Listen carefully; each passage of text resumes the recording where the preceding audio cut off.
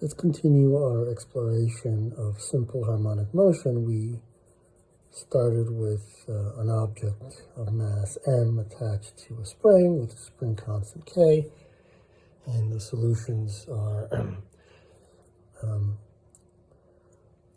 sine or cosine functions, right? We refer to this as a simple harmonic oscillator. Then we saw that the pendulum, an object of mass m attached to a string of length L, as long as the angle theta is small, behaves like this system, has the same equation and therefore the same types of solutions.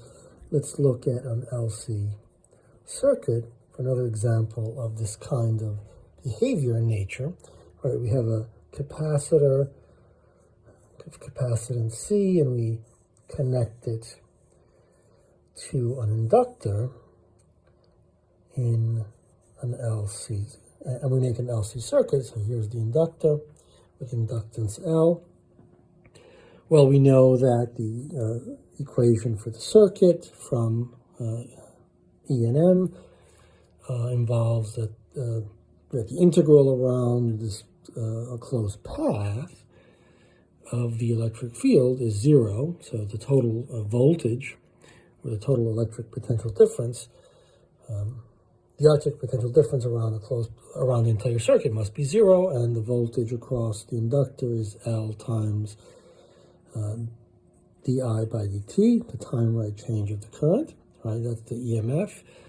The voltage on the capacitor is just the charge divided by the capacitance, and that all has to be equal to zero because there is no further voltage drop, potential drop anywhere else in the circuit. And so that's the equation for the circuit, but we see that we have it in a form that involves the current and the charge, and this is related to that by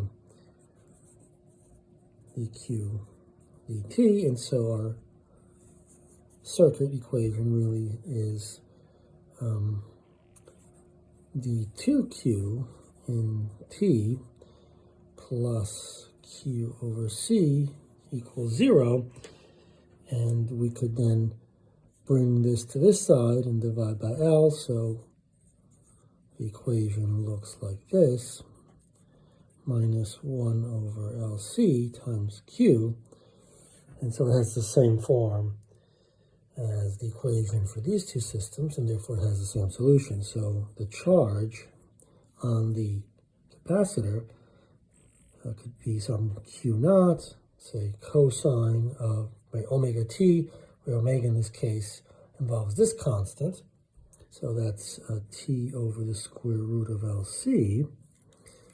So let's make the parentheses a bit larger, plus some phi, depending on t equals 0, what is the value of the charge.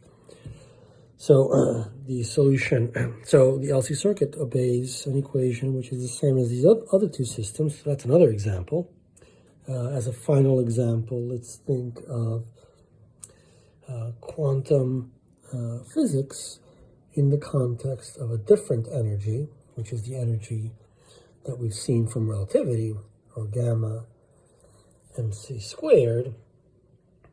The total energy given in that form in relativity, where gamma is 1 over 1 minus the speed squared over speed of light c squared square root.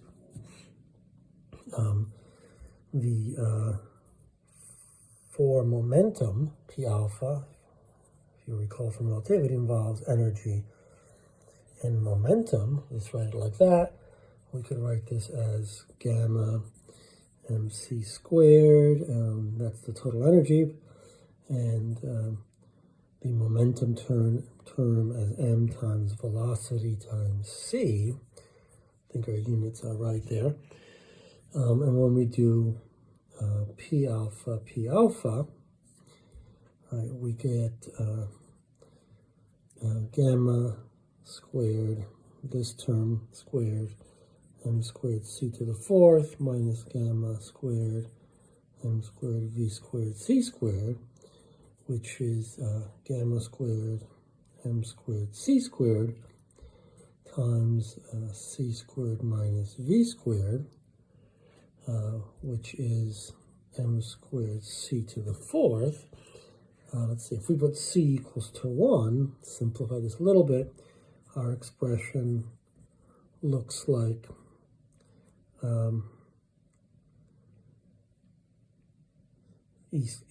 energy squared minus momentum squared is equal to mass squared, or we can say that the total energy squared is equal to p squared plus m squared. And so what we know from quantum physics that our energy operator becomes I h bar d by dt. So in this case, if we make h bar is also equal to 1, then we just have that operator.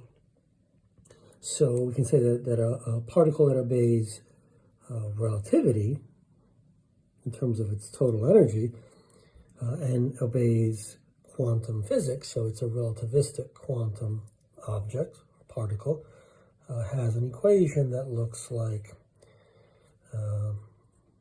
we're asking for its energy, so E squared, right, this is the equation that we're looking at, E squared times the solution, this is the solution, this is the thing that describes the particle, so what we thought of as the wave function in normal quantum physics, meaning non-relativistic quantum physics, so that becomes something like minus second derivative of this function phi.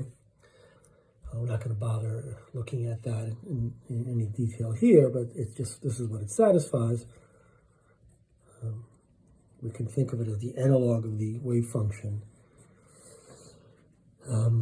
It's sort of in momentum space. Let me get another sheet. So that looks like, we can write this as second derivative of phi in time equals minus p squared plus m squared times phi, which has the form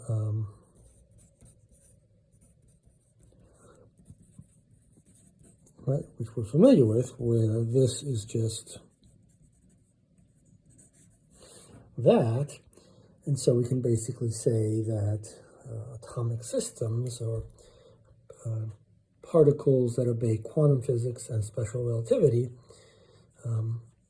are also systems that obey the simple harmonic oscillator. So the simple harmonic oscillator is ubiquitous in nature. That's our conclusion.